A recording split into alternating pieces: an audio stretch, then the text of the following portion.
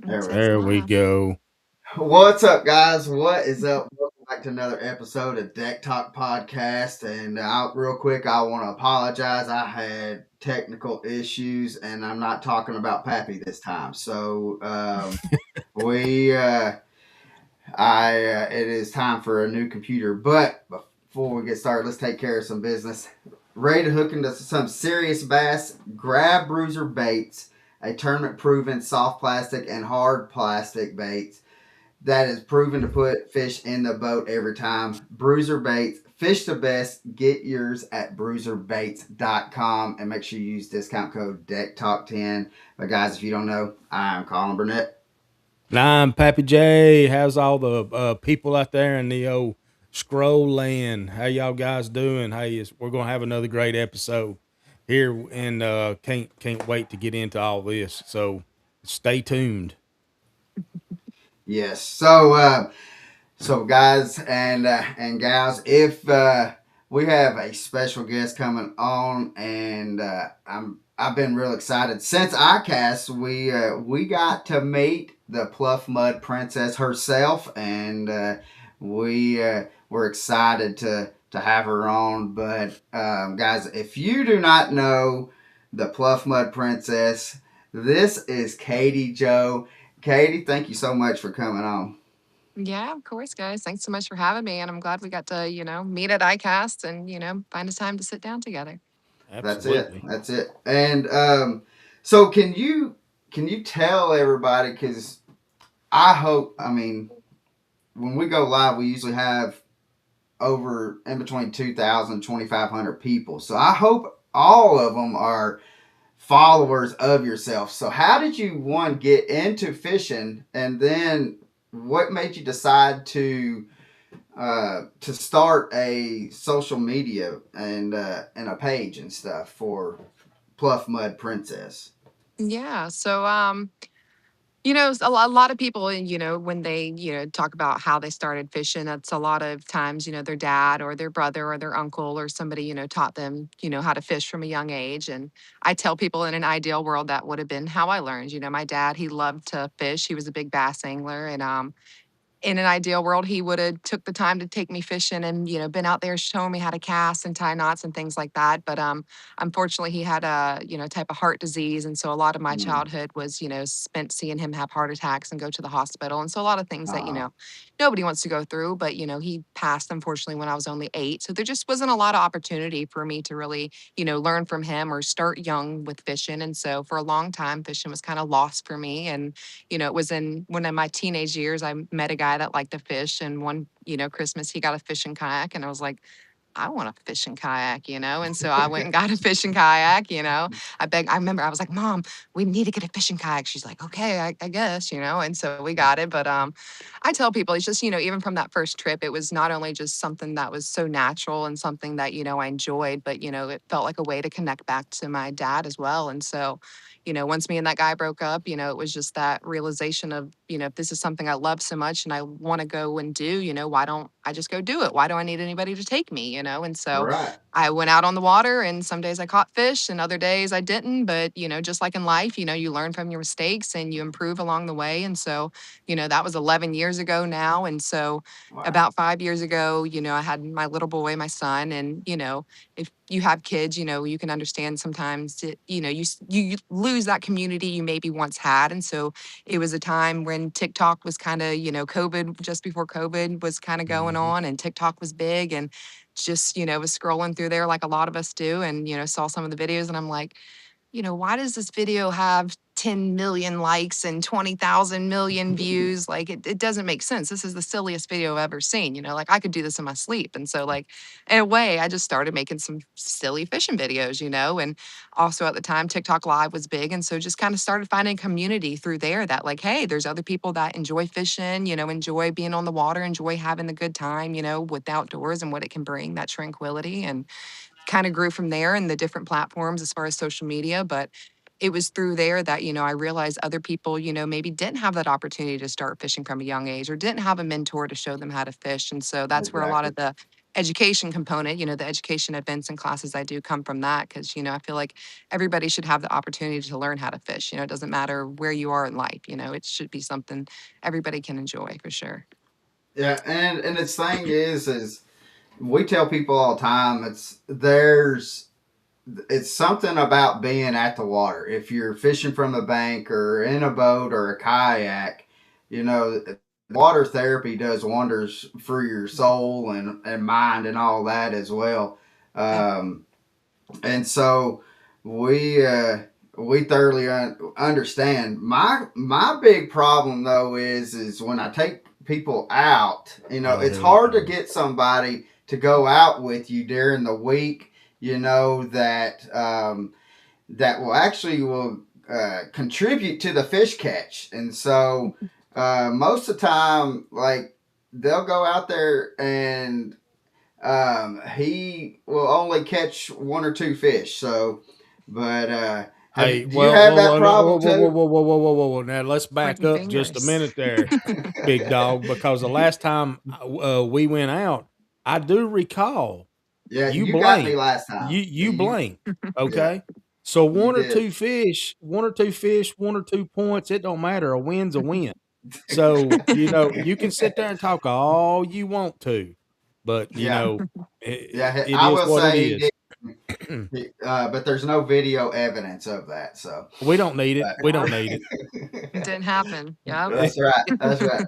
So, one thing, the videos from your content and stuff that I really enjoy is your cast netting, and I know um, that it's kind of hard to demonstrate and talk about it or something like that. But can you hit a little bit about one, like how did you get into cast netting, and what do you do, or what can you tell somebody that may be wanting to learn how to cast net? Yeah, yeah. No, I think cast netting's definitely, a good skill to learn, especially when it comes to, catching your own live bait, which is, really beneficial, especially when, you're trying to target certain fish. Live bait can sometimes be the difference in catching them or not. And so as far as demonstration, that like you said, would be a whole thing. But as far as tips, I think starting with a smaller net is always best. If you can start with, a 4 to 6 foot size cast net, that's where you're going to learn. Go out in your Right. yard. That's how I learned. Go out in your yard, get your cast net, practice that technique of throwing and opening, spreading that net open is the biggest thing. Because that way, when you're on the water, you feel confident. You have those skills, Yeah. you've practiced, and it's not so much as far as, it's a lot of pressure being out there sometimes, especially if you're on the front of the boat and somebody's driving the boat and you've got to throw the cast net and you got to get it back to you and get the bait in, it can be a lot. So having that good Right. foundational skill is definitely going to, be beneficial. I actually, a big part of wanting to throw cast nets was bait shrimping. That's a thing down here, kind of in the coastal, here in South Carolina. Here in the fall time, we can go out and put PVC poles out and make little kind of bait balls or little clay bait balls for the Right. shrimp. And so the shrimp will come and feed on the bait balls, and you go along to each pole and throw your net on them, and kind of bait them in. So that was a big thing of like, not only Oh, do I yeah. want to throw one, but I want to throw a bigger net to be able to kind of cover larger ground. So a lot of fun different things you can do with the cast net, for sure, as far Right. as, So getting your do you food. throw? Do you throw like? Is yours like that? You typically throw? Is yours like a 8 to 10 foot cast net? I typically like like a 6 if I'm, just out on the kayak. I'll throw anywhere Yeah. from like a 5 to a 6, especially a lot of times in the kayak, I'm sitting down throwing. So as far as that angle and stuff like that, it Right. does Yeah. benefit you to That. sometimes have a smaller net. But True. I've thrown all the way up to a 12. But when you get into Ooh. the bigger nets, as far as that load and having to reload it and throw it, it'll wear you out. So like I said, those big Oh. nets will definitely, put some work in. But so what? How do you go about like finding the bait and knowing that that's the bait that you're wanting to throw at for the cast net? Yeah, great question. A lot of it's reading the water is the biggest thing.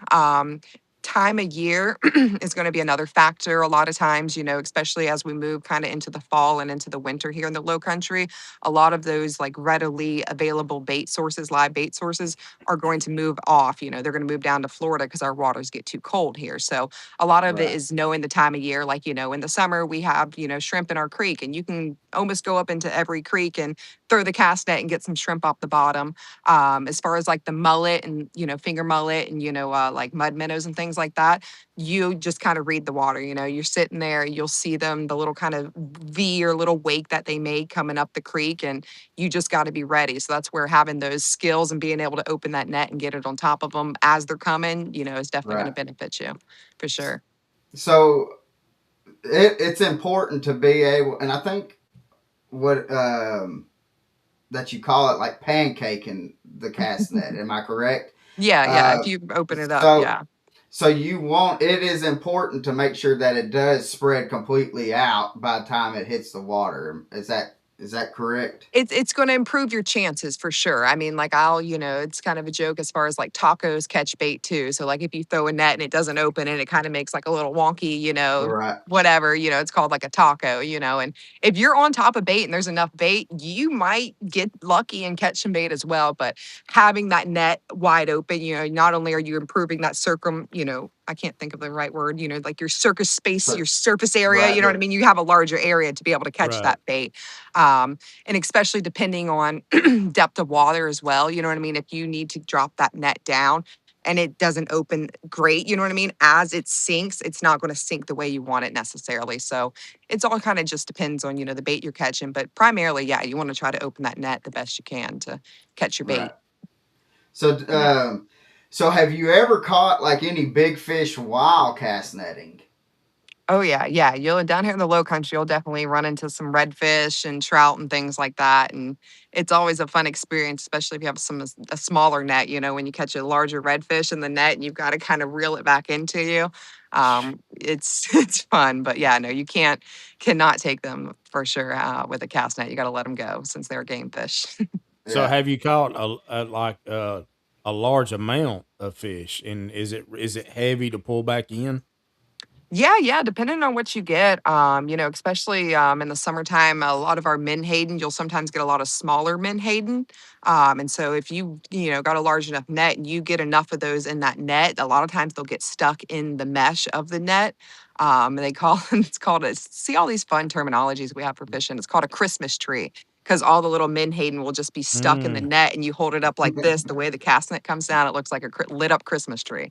Yeah. So, not a great problem to have because then you gotta pick all those little fish out of the net, so oh Well, so wow. we got a good buddy of ours here that he does majority of his guide trips are live bait, and he cast nets Mhm, for them.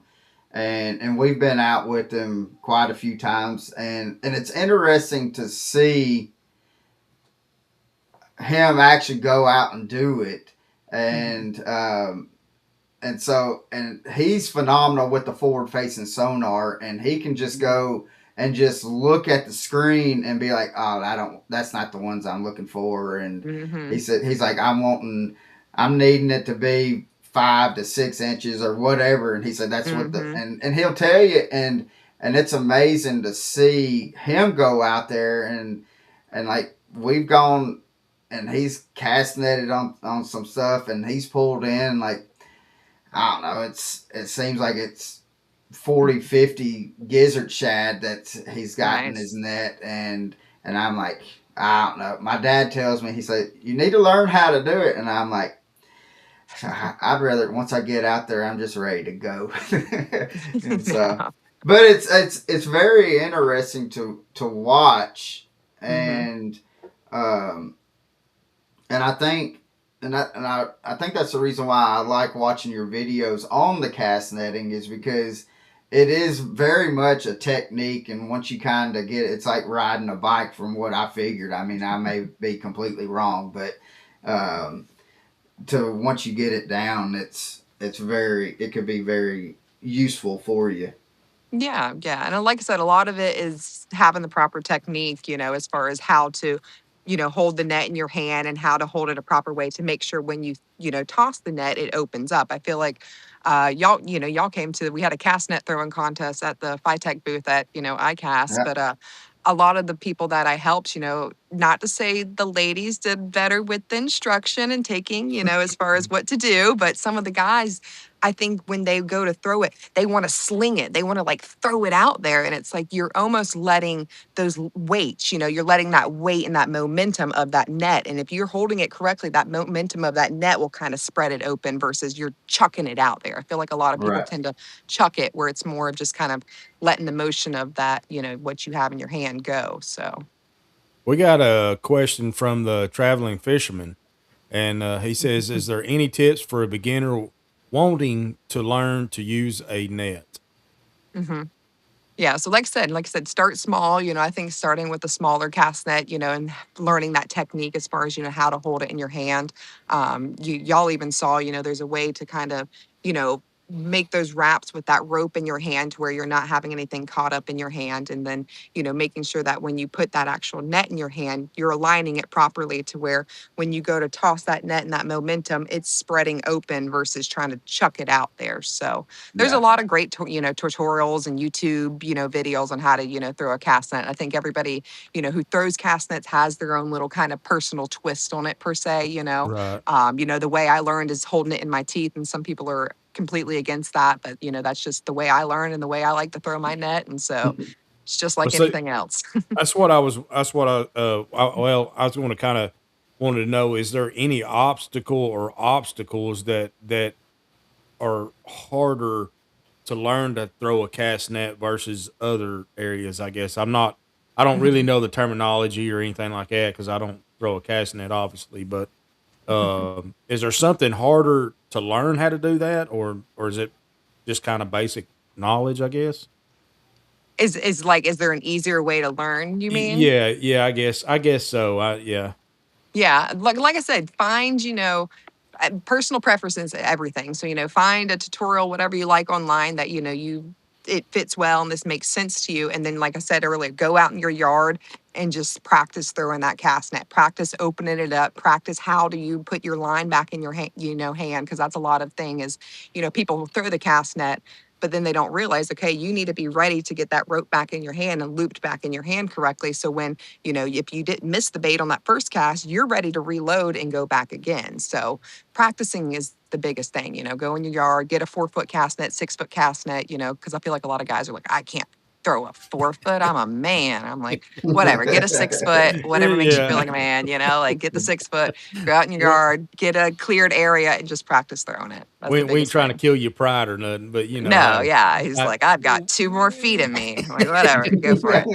well, see, that's me. I'd probably start out with a 4 foot. I mean, because It, hey, and, and I, like I said, I like a little 4 foot sometimes. They're easy to eh, throw in the boat and have it kind of thing, yeah. so it So I works. guess depending on the depth of the water is the timing when you let it sink all the way down and then to time to pull it up and all that, or Yeah, and what bait you're targeting as well. A lot of bait is going to be kind of, subsurface or on top of, not top of the water, but right below the right. surface of the water. A lot of the, mud minnows and the finger mullet, and then a lot of your shrimp and stuff like that, they are going to be lower. Like he was mentioning, the electronics, those are definitely huge. A lot of the Hmm. charter captains, they heavily rely on those as far as, hey, I'm running into the spot, and especially in the wintertime, our shrimp will go kind of into these deeper holes, and it's 40, 60 feet down, you have to be able to read that electronic and say, like your buddy, they're a few inches off the bottom. Yeah, that looks like shrimp to me, and be able to kind of, go engage that, Yeah. which, it's Right. definitely things people don't think about when they think about, oh, I'm going out fishing with a charter captain. It's like they are out there procuring that bait as well. So definitely, a job that, takes a lot of appreciation Yeah. So what is the wildest thing that you have caught in your net? that I've caught in my net. Yeah. Um, Always in the saltwater, it's always the gar, and those are never a Mm. fun one. We've got the spotted gar in the saltwater, and so you get one of those in the cast net. They've got the long shark teeth on their Mhm. Mangle it beaks. up, won't it?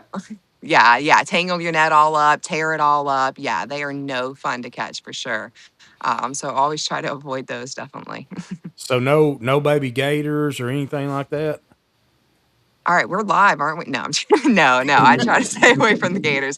And a lot of you've got to check your regulations as well. I know freshwater, as far as like cast netting in certain states, is definitely different. So always check your regulations as well, as far as if you can even use a cast net to catch bait, or procure bait in your area, because I know Okay. different places have different regulations. Yeah. So, speaking of gators, like, cause some of the videos I've seen that you've done, and I've seen you hop out of your kayak, and you're waist deep in the water, and you're just out there fishing, having fun, and for us being from Tennessee area or Chattanooga area, we have nothing in our waters that's going to eat us, and so. Is it nerve wracking to like to be in the water with something that could possibly come up and just take a chunk out of you? I mean, because you got the what gators, and then you also have what sharks can get up in the what do y'all call them, up in The the crick. the yeah, creeks. Crick. Uh-huh. Oh my gosh. She I said told crick. you, Pappy. She's country, so No, what's so, crazy about that is the first time I ever heard that was when I was in Afghanistan and deployed with some guys, and they kept saying crick. And I was like, what, do they got a crick in their neck or something? I didn't know what they were referring to, but they kept talking about crossing a creek or something about a creek. And I was like, what is going on? And then it dawned on me what they meant. Meant for my what they were trying terminology to say, was yeah. creek, He's like, they need a and chiropractor. Something's not right with these guys. creek. So that jogged a memory right there. That was That's that was pretty awesome. cool. Yeah. No, no. I mean, like I said, saltwater wise, especially with the salinity in the creeks, which is a lot of times where, redfish, and that's where I'm going to be in the saltwater. There's one creek I know that as you go up it, it gets more fresh and then it's more like brackish, is what we call it, where it's that fresh and Mhm. saltwater mix. And they'll sometimes live there. But I don't know. I think it's just like the funniest thing for people who don't live like with alligators per se. Like it's a normal thing here. Like we grew up with them. It's like you leave them alone, they leave us alone. Like I feel like there's Yeah. like some kind of like alligator fear mongering society like in the northern states, and they got like posters of like beware. Like I don't know. No, so definitely not really worried there. The sharks are the same way. As long as you leave them alone, it's never been an issue for sure. I know down in Florida, some of like the bull sharks and things like that, they can be more aggressive, but for the most part, like alligators are not aggressive. Like they want nothing to do with you, as long as you're not like, in mating season around like a nest or something like that, Right. you're good. Yeah. So, because, and which I've told this story multiple times, like when we go to ICAST and stuff, we always try to make a trip down to the Everglades and Mhm. to go catch some peacocks. And we've been like one of the last times that we had went, we had like a let's say 10, 11 foot gator that stayed right with the boat as where and it followed us. And Mhm. like when you would catch it, like it would come up and bring its nose up onto the gunnel of the boat, and I'm over here like, goodness gracious, it's crazy, and just to see this big old alligator right next to the boat, and and so and again we don't have anything like that Mm-mm. tries to eat anything that we catch, and but it is kind of the for the first couple times it was nerve wracking being out by them, Mhm. and just seeing you like these things are 10 foot. We're only maybe a foot and a half off the water, and these things can just easily, in my mind, just easily just hop up on that boat. And so, Mhm. but we've seen people out there on kayaks and stuff right there in the canals with us, and Yeah. I'm over there. I'm like, you guys are crazy being that Mhm. close, but I don't know. It's to somebody from Tennessee. It's just it's nerve wracking for sure. Well, and the So hardest thing is like a lot of those gators, somebody maybe has been feeding them. That's the biggest issue. Like yeah, if we have any issues down here, it's a lot of the neighborhood ponds that like, the small dogs and things like that. People walking their dog like right by the water, or like somebody was feeding the gator in the neighborhood. And then like it gets curious and it also gets kind of reliant on, humans for food. And then it's just not a right. good situation. So Yeah. there's like a term down here that a fed gator is a dead gator. So, just respect them, give them their space. Like that is the biggest thing. Like y'all did. Like he's there, you see him, but just like leave him alone like he's not there. Yeah. Yeah. Sure. So, um, so how like with you doing like the fishing, like getting into fishing and starting your pages and stuff, what would be a way that you would say that we could try to be able to get more like females involved into fishing? In which over the past couple of years, that I mean we've seen a rise in um, where females are getting out there fishing and stuff. So, what would be like your advice to be able to kind of, if there's guys that may have a daughter or a wife or a girlfriend or whatever, that's to try to get them out on the water fishing, if it's kayak, boat, or even bank fishing, what would be your advice to be able to kind of help get more women involved in fishing? Yeah, I think the best thing is just really, go fishing. That's really just it. You know what I mean? Whether you're a woman, who wants to start fishing, you know what I mean? Just get out Yeah, there, even if you don't have all the right gear and the equipment and all the know how, get out there and just do it. Especially, for people that have, a female family member, whether it be their daughter or, whether it be their sister or their right. mom or whoever it is, or, even get involved with an organization. There's so many different organizations that teach youth how to fish, but, just get involved, go fishing, take the time to share, not only, the passion and the love and the enjoyment of fishing, but, just some of those foundational skills, those basics of fishing, how to do some of the things that somebody taught you how to fish. I think that's the Mm. Yeah, biggest thing is, a lot of people want to go fishing, but they don't know how, so it's like if more people just shared that, this is how you do it. This is, it's not that hard. Like I'll show you how to do it. I think that's the biggest thing. A lot of the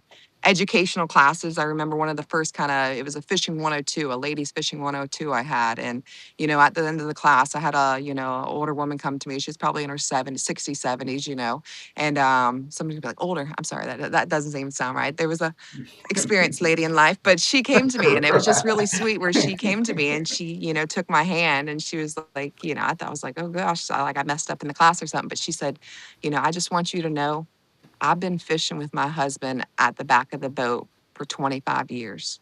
And he's never once taken the time to explain any of that to me. And it just like it touched me so hard because it's yeah, like, it's just that impact, of just taking the Mhm. time, being patient, being present, like, sharing your time, that's the biggest yeah, thing. If you don't have somebody directly, sign up with an organization, see what you can do to help in your community because there really is a lot, So I think that really is the biggest. It's just show up, be there, have the representation of you can do it too. So And yeah, and that's the cool thing about the fishing community. Well, any of it, hunting, fishing, outdoors in general, is you can reach out to these people. hmm Anybody really that, hmm and they'll take the time. They yeah. will take the time, to help you get involved in stuff because in the grand scheme of things, it ain't all it's doing. It's helping conservation. It's helping the outdoors. It's getting more people out of the house hmm and enjoying the family and stuff like that. So, you know, if there's somebody that you like that you watch a lot or whatever, don't be afraid to reach out to them hmm because yeah, the chances are they'll reach back out to you, and if they don't, then it maybe in time they will. If whether it being pro angler or a content creator or whatever, but they will reach back out, and that's what I love about the community, the outdoors community is we're very unselfish, I guess you could say. We I know myself, I love to help people in whatever, if it's hunting, fishing, whatever I can do to help, a youth or a more experienced person, or something like that. I'm always willing to. My door's always open. Is I guess is what I'm trying to say. But- And same here, like So, I said.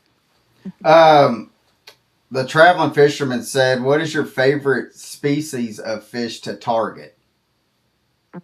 See, that's a hard one because if I had to be just South Carolina based, I'd say redfish. But then if you've never caught a snook, they are also Oh Mm, a very yeah, high candidate on the list because they are a lot of fun yes. as well, especially in the dock lights in Florida at night. They're I a haven't lot of done fun that. for sure. yeah. Yeah. Been in the Yeah. mangrove and caught them, but never at night in the dock lights. But Yeah. that Yeah. That's that's fun. oh my gosh, man! They're like I circling like little sharks. And all you see is just the shadow of them. It's gnarly. It's a lot of fun. they're So, a good fish to catch. They truly Mhm. are. and Definitely. what do you like? What do you like compare like freshwater wise? That do you compare like a red like a bull red or something like that, or even the snook? What do you compare them to freshwater? Like fighting wise of how the like their demeanor and stuff. Hmm. Honestly, it's hard. Like I said, see, there's a lot of the bigger, like bucket list, larger freshwater species that I still want to, like cross off my list just because a lot of them, we have like, the Santee and like upper some of the lakes Right. and stuff like that here that I just unfortunately have not ventured yet, but it's on my list. But, I'd probably have to say like a striper, like I said, I haven't caught one, but I'd Yeah. say, as far as, some of those big striper, as big as they can get, you know what I mean? Definitely. And then one that I wish we had here was the big muskies and stuff like that. But again, just one that we don't have here. But something similar that I don't know if you've ever played with a pit bull. That's a very specific question. But if you've ever played with a pit bull, they kind of like shake their heads like when they're Yeah. playing kind of thing. Probably other dogs too. But anyways, when you're fighting a redfish and you're reeling it in, they literally will just kind of be down there like shaking their heads back and forth, trying to shake your hook out. And so it's kind of, Right. an interesting thing when you hook into a fish. You can almost immediately tell it's a redfish because it's down there just shaking its head. And, they've got super long runs where they'll just take off and, just take line. And there's not really much you can do at that point. You just got to kind of let them wear Let them themselves go. out and, regain line where you can. Yeah. Yeah, because those are that is a bucket list fish for me Hmm. to go and catch. I've never done it. I've caught snook before, and um, but I tell people like freshwater for me. There's the fight that a peacock has is by far I think is one of my favorite fighting fish and in the freshwater sense. Hmm. Um, but there's, I mean, and it starts from the time when they actually hit your bait to the time that you get them landed and in the kayak or boat or whatever.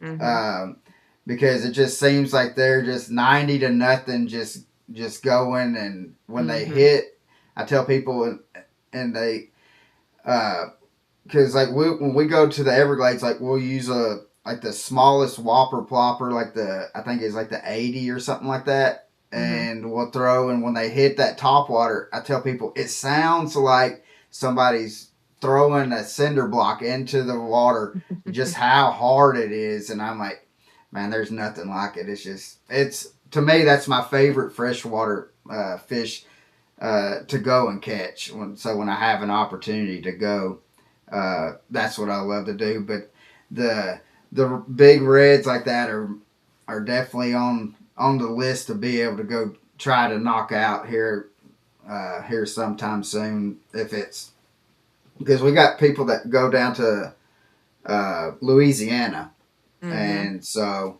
to do it and they're like you just go down there and they're like just go and just have fun you can go catch them all day long and I'm like man I just love I would just love to and so um, what with do you use like artificial baits and stuff as well for when you are like catching those big reds? For the big reds, you can catch them on artificial for sure. But a lot of times, if you're targeting the larger redfish, it's going to be with like usually cut bait. Right. So you'll have some kind of form of kind of a larger enhanced Carolina rig per se. So you're usually fishing around some kind of structure, a lot of the bridges and things like that when they come into the fall to kind of spawn. Hmm. But our DNR actually just put out a thing. I think it was either today or yesterday about kind of like not catching them per se and letting them spawn and, not putting so much pressure on them and, catching them after they spawn kind of thing, which, it's Right. it's good to think about, especially those big fish, how old they are and, how long they've been in the waters and things like that. So, I don't think it'll stop people per se, but it's good to still, proper, handle them properly Right. and return them to the water safely. And, especially with our new regulations here in South Carolina, there's new regulations on the hook size you have to use. So if you're targeting the big, large redfish, it has to be a 4/0. Um, Someone correct me if I'm wrong, but it's an offset hook. I'm pretty sure it has to be a 4/0 circle hook, Circle hook. offset. Yeah. Mhm. Yeah, because there's an inline and an offset. I'm pretty sure it has to be offset, and if they catch you, not using that, then they'll fine you. But a lot of Really. it has to do with those larger redfish because the way they're hooked, a lot of times they're ingesting those hooks because people just are targeting them and don't really know what they're doing per se, when it comes to Right. the right technique and the right handling and the right, reviving them kind of things. So, Yeah, which because and we tell people because we're all about like the fish care and maintenance. That mhm, like we're once you catch the fish and hook them and stuff, like you're responsible for that fish to be able to get it back into the water for Hmm. somebody Yep. else to be able to catch it. exactly. Um, and so when and I don't know like if being in a boat and stuff, I know like in a kayak, I mean, there's really no way to kind of box a fish or anything like that and put it in a live well. But for us, like we use fish lung, and which it just puts pure oxygen into it. And so, like when we're out catching some largemouth or smallies or something like that. That we when we catch them, sometimes we won't automatically just put them right back into the water. We will put them into the live well, let them get Hmm. that pure oxygen and being able to get kind of revived right back up, and then we'll release it here after a few minutes of being into the box. Hmm. Um, and because we uh, we kind of tell people like you're kind of responsible for that fish up until the next person catches it. And so, I mean, um, if you just kind of just keep it out and want to take 100 pictures of a big fish, and we're like, now you really only have if you're going to try to release it. We've seen like studies and stuff like you really only want it out maybe like a minute and a half out of water it Hmm. before it starts kind of messing with it. Oh So, yeah. um, so do you catch any like sheephead and stuff like that? Yeah, there's a lot of sheep's head down here, a lot of the pilings and stuff like that. The oysters are really good for it. The fiddler crabs are really good for it. Um, Gigging is another thing we do a lot down here in the low country too. So that's always pretty fun for the sheep's head and flounder and redfish. I see. I never heard of the doing the gigging for sheephead. I've heard of it for flounder Mm-hmm. and then also frog gigging, but um, so so the sheep's head will come up that shallow to be able to where you could do that. So most of the sheep's head gigging down in South Florida is most of the sheep's head gigging I've done down there. So similar to probably how you do here as far as, going kind of at a lower tide like you would for flounder, but really just kind of having, a smaller boat to be able to kind of, ease up against the docks or the pilings of the docks and, they're hanging around a lot those pilings and you Right. come in through with the light and you've got to be quick because I mean a lot of people think that they're just going to like sit there. It's like no, you're either on it or they're gone kind of thing. But yeah, just going along the docks and along the pilings and just targeting them like that, super super fun.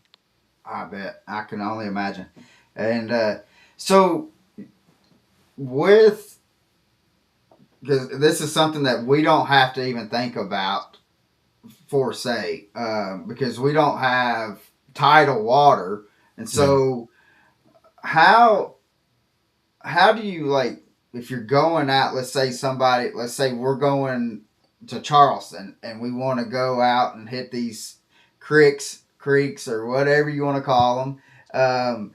So is it best to be able to go out like when it is high tide, or is low tide, or in the mix of when it's in the process of going from one to another? When it would be like for somebody that's just trying to just go and catch some fish? Yeah. So I always recommend a lower tide for sure. Like my general rule of thumb, I say 2 to 3 hours before low tide and then 2 to 3 hours after low tide. Also understanding your tidal charts is the biggest thing.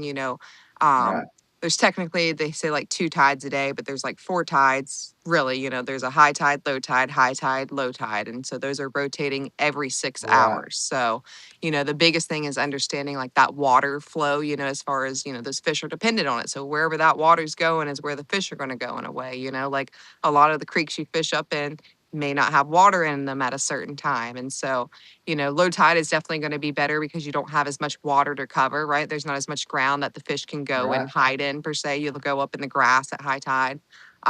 You're able to kind of visualize the structure better. Why are the fish biting at this point? Well, there's oyster beds under here. There's a down tree. You can really visualize those structures, as that tide's coming in, especially.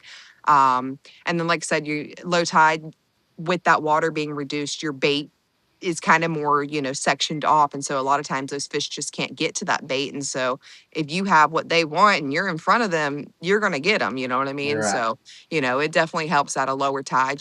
Not saying you can't catch them at high tide, but I definitely prefer a low tide, for a lot of those reasons listed. Yeah. That's interesting. And see, Yeah. because well, the only time like we will have on the Tennessee River, we call it summer pool and winter pool. So, Hmm. um, actually, here in the after Labor Day, the water will start dropping down to winter pool, and it Mhm. will drop about 8 feet. Mhm. And then usually after Memorial Day is when they will say that it's going to be at summer pool. So, Hmm. um, but so we don't really have to worry about any kind of water movement besides, I Okay. mean, on the river system and stuff, we fish are more current driven, and Mhm. so we base our fishing trip and stuff of like when they're going to be pulling more water and stuff because they'll use it to generate electric and stuff through the dams, and so um, we judge more of when they're pulling because you want the current to kind of be around like um, 31,000, which is 31 gallons per second Wow. um, through the turbines and stuff. Mhm. And so it is, um, and when with that, the fish will set up to where um, they're sitting on points and stuff to where they're ready to ambush and stuff and actually kind of eat when that current is more of a steady current. And because we've noticed that fish, bass, like largemouth and smallmouth, they're kind of, I'd say they're lazy fish because they'll just sit there and just kind of just face upstream and just let everything just come down to them on a Yeah. river system. Mhm. Yeah. Not So They're a bad way definitely to be. lazy. Yeah, a lot of fish are like that too, especially when it comes to the tides here. That's why I tell a lot of right, people is, you got to think about the way that water's flowing. A lot of people will be fishing in the right area or fish the right oyster bar, but they're casting at the wrong end. The tide's flowing out this way. Those fish aren't right, going to be, sitting at the opposite side kind of thing. So, Yeah. yeah, same kind of thing you talked about with that water flow. In between the high tide and low tide, it's called slack tide, where that water just kind of slows and stills. And a lot of people will go, well, why did the fish stop biting? Well, it's slack tide. So, like I said, that yeah, water movement is very important. They're very dependent upon it. So, definitely Yeah. understand that when you come down here. And yeah. don't get stuck on the sandbars because a lot of people will do that. They'll be fishing up in a creek and then have no water. So, pay attention to the tides. Be up a creek without a paddle. Exactly. Yeah. So, um, That's funny. So, what has been like one of your favorite fishing trips? I mean, not just saying that it has to be in Charleston, but anywhere that you've gone and been able to experience. Where has been your favorite fishing trip? Like I said, I went down to, Venice, Louisiana, which was a lot of fun. It would definitely be up there as far as, one of those trips.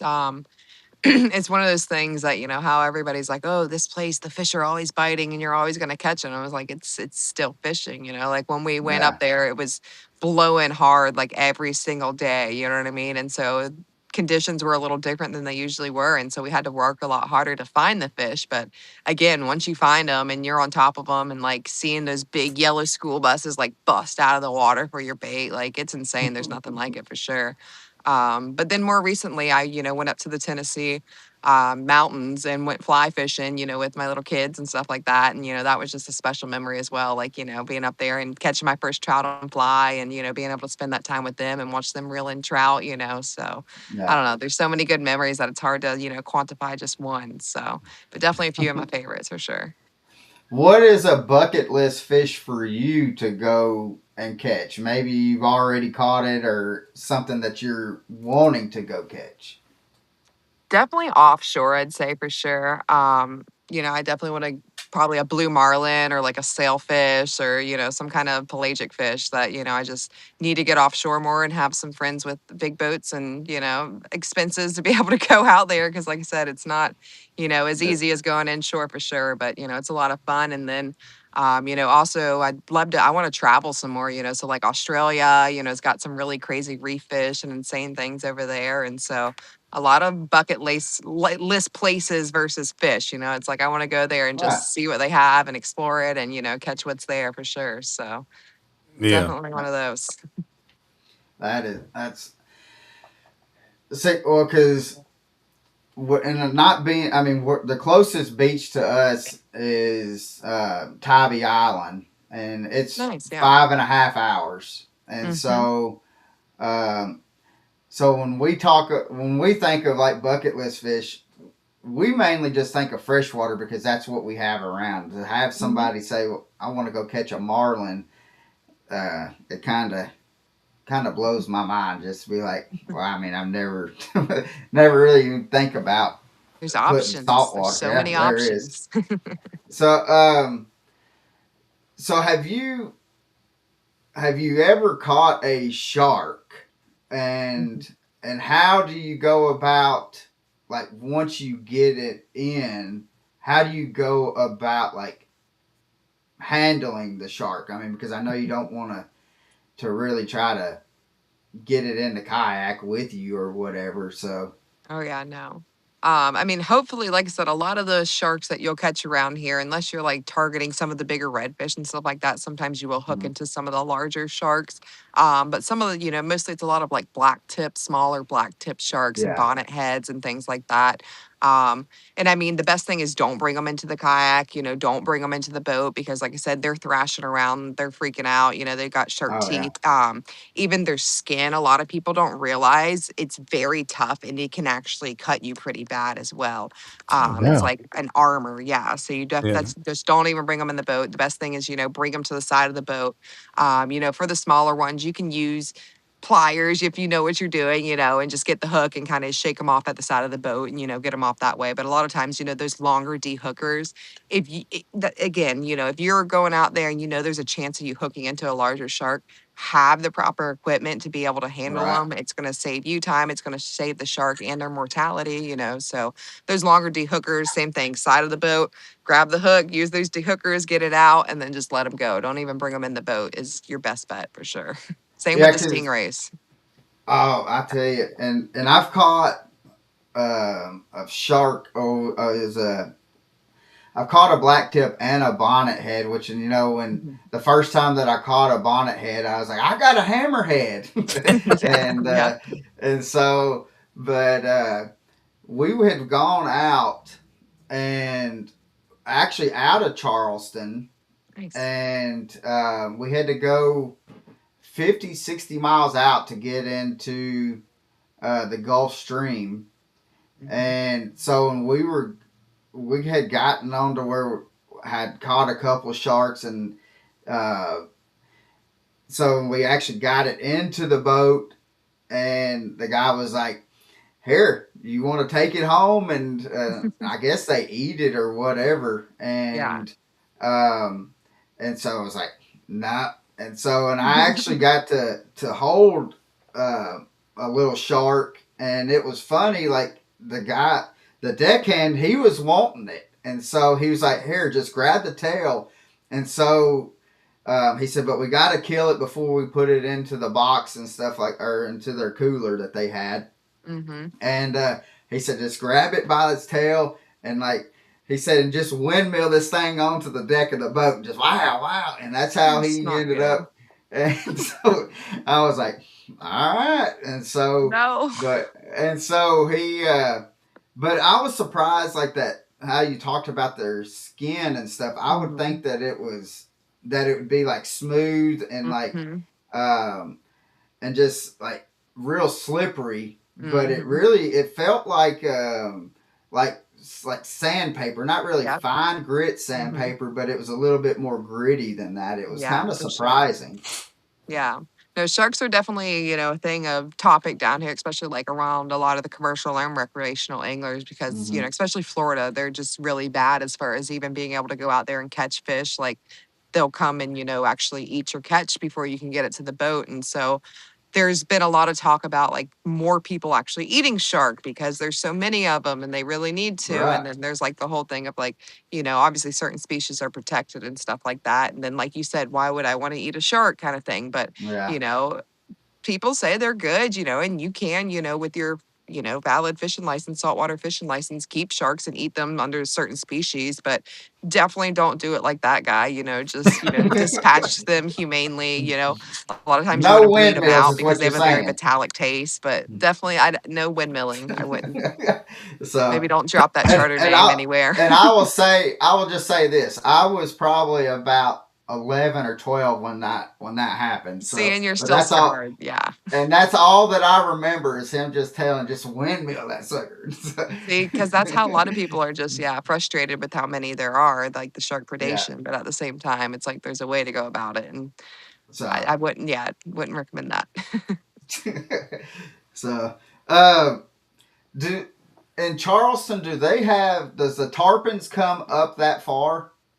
Yeah, yeah, especially in the summertime right now is a really, really good time to catch them. A lot of people have been catching them out front and, certain areas and stuff like that. So it's definitely a cool thing that, a lot of people don't realize that there are turpin here. Yeah. And does manatees move up that far north as well? Yeah, same in the summertime. We'll get them here in the summertime, and certain creeks and stuff like that, but not like anywhere like in Florida where there's just like Right. herds of them and stuff like that. Yeah. Right. Because we had I had went of out of Savannah, Tybee area, Hmm. and we were just doing some inshore fishing, and we actually had two of them come right by, and that was the first time that I had ever seen one like live. Excuse Live me. action. And because I always growing up, I'd always wanted to go to Clearwater Mm-hmm. and to go swim with them.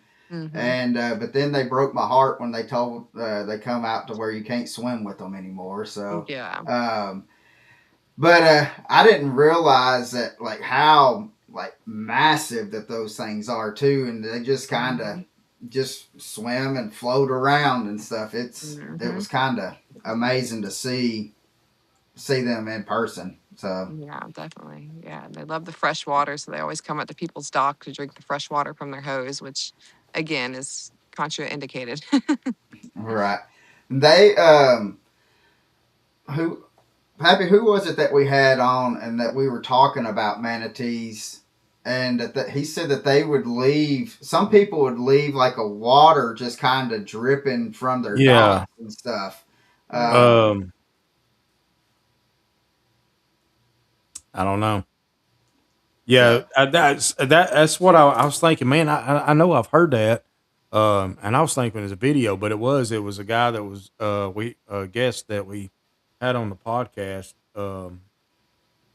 Oh, I know who it was. It was Neil Starks Yeah, yeah, yeah, with yeah, yeah, Fishing with America's Finest, yeah, and he lives yeah, down in Miami area, yeah. and Oh he yeah, said for that sure.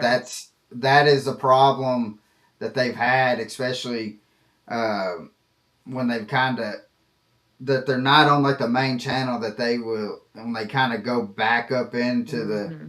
the sloughs or creeks or whatever canals, the where people are doing it, but the water has gotten so low now that they're still trying to get back up there, and it's kind of Mm-hmm. trapping them and stuff. Yeah. Yeah, So, you're um, getting it's unnatural behavior. The biggest thing, like we talked about earlier with the alligators, it's like just let nature be. Sometimes, it's the best thing yeah. you can do to protect it.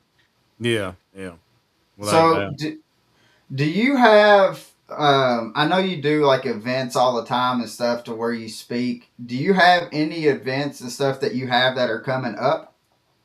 Yeah, I do. I'm actually launching some virtual classes to be able to try to reach more people and, different audiences that wouldn't, Nice. be able to attend locally. So I'm going to have, a ladies fishing 101 coming up that'll help, which is kind of the foundational basic skills we kind of talked about to kind of get started fishing. And then I'm going to have a co-ed saltwater fishing 101. So that's just for anybody that, wants to learn about the tides, learn about the structure. We'll learn about what the fish are doing, different rigs, different, even line types, that would be beneficial to help them in salt waters. So I'm going to host that September 19th. So I'll be posting more details on that for registration here soon. So Oh heck love to yeah. have some people out. So do y'all have a lot of like expos and stuff that are in your area? Not as much as, Florida. I feel like Florida definitely has a lot more kind of smaller outdoor shows and things like that. Right, We just had this one this past weekend, which was the PD Outdoor Classic, and then we right. host the Palmetto Outdoors Sportsman's Outdoors Classic, which is in March usually. So that's, one of the bigger ones up in upstate South Carolina. But we definitely need to do more, I feel like, for sure. Yeah, and that's one thing like I've I kind of that I like about besides like the fishing. I like the fact that you're actually getting out and talking about what you're doing and in more of like a classroom setting type deal. I think that that's pretty cool to be able to kind of reach out and be able to maybe teach somebody something that they may not have thought about or Mhm. even know about to even do so. Um, but we've had you on for almost an hour, and I don't want to hold you up because I know that we kind of had technical issues earlier, and so we don't want to hold you up too much longer. Well, hang on, Um, Colin. I've got two more questions that I need to ask her all before we right. let her go. Yeah.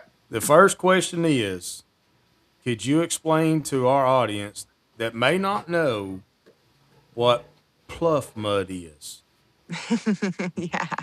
Yeah, they missed that conversation earlier. That was a good um yeah, so I was telling y'all, pluff mud is more kind of a terminology per se here in the low country. And if you're not familiar with the low country, it's here in Charleston, South Carolina, down on our coastal region. It's called the low country. And so pluff mud is a term for kind of the coastal mud that makes up our marshes here. Oftentimes if you come down to Charleston, you kind of smell that rotten egg or sulfur smell. That's the pluff mud. It's actually very important for the ecosystem. Any of the kind of, dead organic material, it will break down those nutrients and return it into the marsh grass and actually restore that nutrients, which is really, really cool. A lot of people don't realize. So that sulfur smell you smell is actually the nutrients. So it's, very important. It's something that, I grew up playing in, grew up loving here in the low country. And so it was just something that kind of coined over time. But, the pluff mud is definitely very important here in low country. Well, there we go, guys. That's what pluff mud is. Write it down. That's Yeah. right. So you said you had two questions. So what is? Well, that's our final question. Oh, okay, okay. So we will. I want to in the description, guys, is all of her Katie Joe's links to her social media. Go in and click on those and hit that like, follow, share. Send her a message saying that you saw her on Deck Talk podcast and and support. She does some phenomenal stuff, great content, and um, so I want y'all to be able to. That's why we brought her on, to be able to share and her with you and the content that she does. Even though you may not be around saltwater, but you may one time be able to go and do some saltwater fishing, and then remember something that she had said. Hmm. So make sure you go and check out all her links and stuff, and again hit that like, follow, and subscribe, and make sure you share it out. Um, but with that being said, Pappy, what is our last question?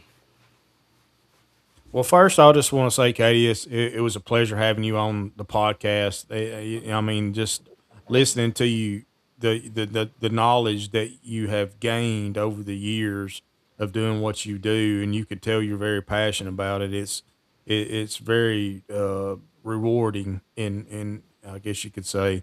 But thank you again for coming on the podcast. But with that being said, if there was one person that you could fish with, whether they're here with us today or not, who would that person be and why? Honestly, I think also I want to say, first off, thank you guys for inviting me on and, thank you for taking the time and, having this, fun conversation. It's been a pleasure. I really appreciate it. And, thank you to your audience as well for tuning in. And so, it's been great being here. But honestly, I think today in, tribute in memory of, everything she's done, I think Dolly Parton would be a good answer, not Oh only Yeah, wow, for everything yeah, she's done for country music, but, just the person she was, you know what I mean? She was yes, humble yes, to the end. She gave back everything she was given and, earned herself, and I think that would just, at the end of the day, that's who you'd want to go fishing with, just a good yeah, soul and a good person. So, in yeah, tribute to her, absolutely, rest in peace to a legend for sure. yeah, absolutely. yeah, Yeah, and it kind of broke my heart when we worked all night last night, and I took me a little 45 hour. Good grief, yeah, it's about a 40 Still 45 hour napping. nap. yeah, He's still 40 napping. 45 minute power nap, and I woke up to that, and I was like, oh no, Mhm. but Yeah, yeah, she touched a lot of hearts, and just how humble she is. I mean, I never got to meet her personally, but you can just tell certain yeah, people. I mean, they just Mhm. throw that certain vibe off. So yeah. yeah, And when rest up. she's from not too far from here, Yeah, and her husband and her got married actually in the town just south of us in Ringgold, Georgia. And yep, Oh, so that's so special. That's awesome. they used to spend a lot of time and had a house here in the Chattanooga hmm, area. And so, That's so neat. yep, um, but that is definitely for sure that somebody that I've been fortunate to be able to meet, and she will definitely be missed and stuff. So, um, the traveling fisherman asks, "Do you ever fish with other content creators?"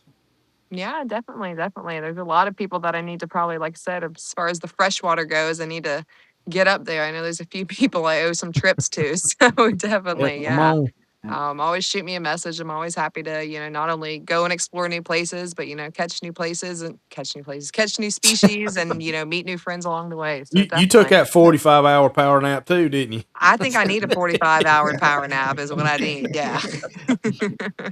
So, All right. yeah, because and I don't know if you know the traveling fisherman.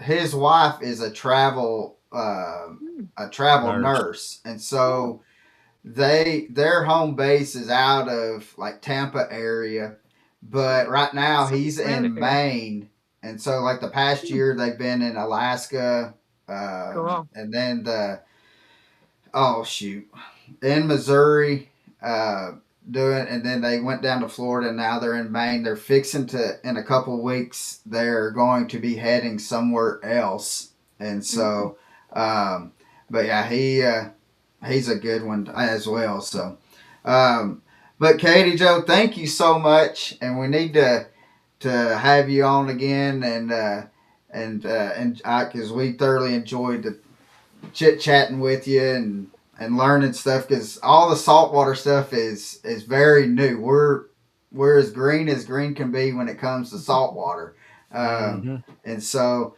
but we want to thank you so much, for coming on. And I'm trying to think of who we have on.